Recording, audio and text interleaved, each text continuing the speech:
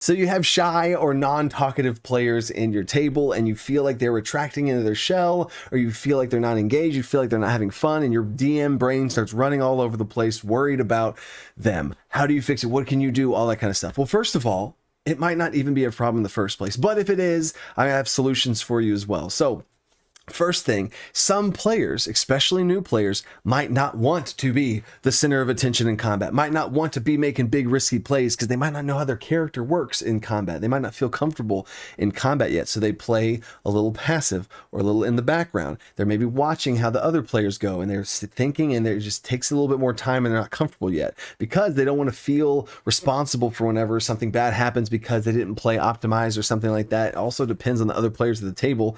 Do you have people that are really like, oh, come on, you know, like that are critical of other players' moves? If so, maybe talk to those players and have that be a better environment for that player to open up into, because that could be a thing, but we'll get into that in a second. Is they might be having a great time, just to acknowledge that in the first place, because I know whenever I play, I'm going to be very vocal. I love role playing. I love shaking things up. I love making moves, right? I love trying to optimize my turns and doing all this stuff, but other people don't play the way I play. And that's okay. And the other people have a great time and they might not play the same way as you and be having a great time. So I have multiple different players that I've played in my sessions with, and I've had this concern before, and turns out they were having a blast. They loved it. And I was like, reached out to them one-on-one, talk to this player and be like, hey, so like, I'm just making sure, I just wanted to check in. I'm doing a check-in with everybody. And whether you do a check-in or not with everybody, you doesn't matter, but you should check in with all your players. But I just want to check in on you and see, like, hey, I want to make sure you're having a good time. Like, I know that you're a new player, so I wanted to just make sure if you had any questions or whatever, I just want to make sure you're having a good time. What's your favorite parts, or what parts do you maybe want to talk about? And just purely give it to them. And you'll be surprised sometimes where they'll be like, no, I am just having so much fun. This is so cool to see the world. And that was my response I got back from this player, is it is so cool to see this world unfolding and how we're all changing the world and how it's so cool to see how it, like, they were just loving it. I was like, oh, okay, cool. But I still got some good nuggets from them of things that they like to do. And then I can now put more of those things in the game. Great, cool, awesome, right? So that's the first thing, is it might not even be a problem, which I guess isn't even a thing in the first place.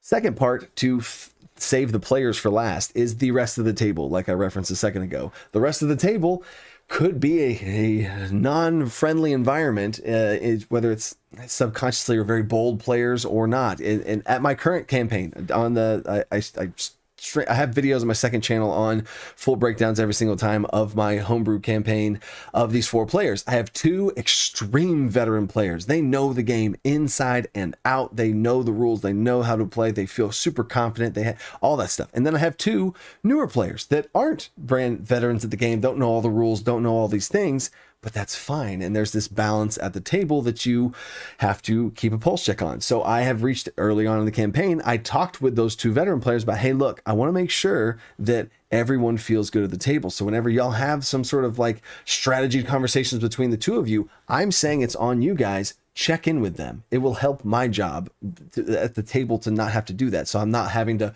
puppet master myself and come up with an NPC that then asks them, which we'll get into in a second. But talk to those players and be like, hey, look, I really want you to make sure you include everyone, especially maybe the other players that are a little bit more soft-spoken. Include them at the time. Give them an opportunity to say what they want to say, and then they can retract or say nothing, right? And so many times they will like, hey, what do you guys think? Like, no, that sounds good. Okay, cool, right? And it could be as simple as that, right? So make sure that there is a player-friendly environment for these shy or non-talkative players, right? So that there is a welcoming thing there. Time out. Do you want to be part of the best community in all of D&D YouTube? I know that's a cliche thing to say, but I have been absolutely blown away by this community. When I first started this YouTube channel, I never thought about the community of what would come from this. I thought it would be fun to make videos, but it's the people now that I can interact with, see and talk to see the help that I've been able to help you with in your games. If I haven't yet, I got you, trust me. But to be able to talk with and engage with you guys and see the absolute generosity and love in this community, not just between me and you guys, but between each other, and seeing you guys help each other out with your own homebrew stuff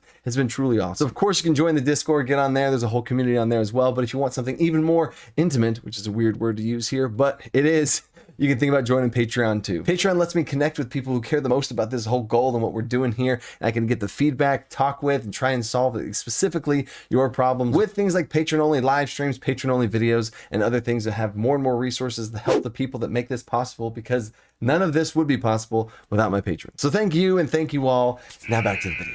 A lot of times talking to the other players to engage them for you is going to help this next part, because part 3 of this is now the players are everyone else besides them, the shy player, besides the shy players. We're talking about them, we're talking about everything else, but now to focus on them is how can you engage them and wake them up a little bit. So the same thing applies towards disengaged players, where they just seem like distracted or on phones or whatever, right? I have a freaking radar for that type of stuff. Anytime there's like some sort of like phone thing going on where I see a phone when it's not probably in combat, or they're not looking up something or something like that, anytime that happens, it happens at every table, right? It's totally fine. People have lives to check on that stuff. I don't have a phone ban at my table, and in general, I don't have phone problems. My players are very engaged, and I feel good about that. But I think some of the things I do to keep that a thing is, if I do notice that we're in the middle of a shop and one player's kind of like, oh, okay, and you can see it, the body language at the table.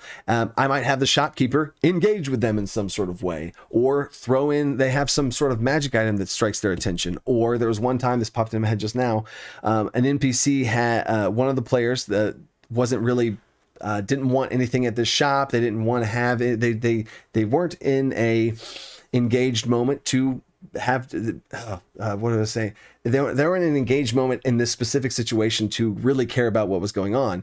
But I knew we were going to be here for a little bit, and they were trying to get some stuff. It's like a shopping episode. So I was in a spot, and you can even tell like how I'm even just like reliving that moment. They're in a rough spot, but I wanted to keep them engaged. So I said that the NPC had a cat because I know this character really loves cats, and that's a big thing about their character. So I said this NPC has a cat. A cat kind of wanders around and like walks under their shoulders and sits across their shoulders. And then I had something, I'm improving all of this, like something, they had some sort of magic thing going on, and then the cat was the thing that fetched them the magic items. So like it became a whole thing about this NPC, but it instantly brought that player back in. They have a cat, their two cats were talking. It was this whole thing now, right? And you keep that pulse check. You don't have to always do it. It's okay for players not to be a part of every single thing you do ever, but it's important to know when you want to reach out to a player. Know that players, I'm not talking about their character, know that players' favorite cool things that they like, and know the characters' things that have to do with their backstory or their favorite things they like to do in downtime or whatever they're trying to do. So fine, and that's really the overall point for the player, is what do they like? What does that player like to do? And another example for a different player was they love to do entrepreneur stuff, and they love to build leatherworking stuff. So anytime they went to a city, I knew if I put a leatherworking shop there, they'd be super interested, or a skinning shop, super interested to spread their entrepreneur business and talk and network and do all that kind of stuff. So I know my players well enough as a dungeon master, know your players well enough to know what interests them, and weave and sprinkle that in throughout the parts where they have the dips, because there's going to be like super engaged, oh my gosh, this is great, to this doesn't have to do with me at all. So maybe give an NPC a cat to let them have that, oh whoa, this is cool, this is something interesting. Or maybe engage as the tavern keep, and if maybe there's been a player, and man, we've just been going around and it's been like 10, 15, 20 minutes, and this one player hasn't really said anything yet or done anything. Maybe when they walk into the tavern, I have that player be super obsessed with that person, or talk to them first, or maybe not like them. What's the problem with that? What's the deal with that guy? What's the deal with that guy in the back? You know, and like I'm talking about that person, and it forces them to kind of like a little like wake up call to do something, right? So you as a dungeon master can engage them with your NPCs. You can engage them with interesting things in your world that then bring them to you, right? So that's really the big picture there. You can bring them to you by carrot on a stick, interesting things, or you can come to them in the form of NPCs, right? And the whole thing always starts off with talking to them. Talk to your players, see what they like, see what they love, so that you can engage them. And if they don't have anything and you don't know, then you really should talk to them and brainstorm something for them. So don't think that they're not having a good time, because everybody plays D&D differently. There you go. There's my thoughts and rant on this whole thing. Stay creative. Think outside the box. Peace.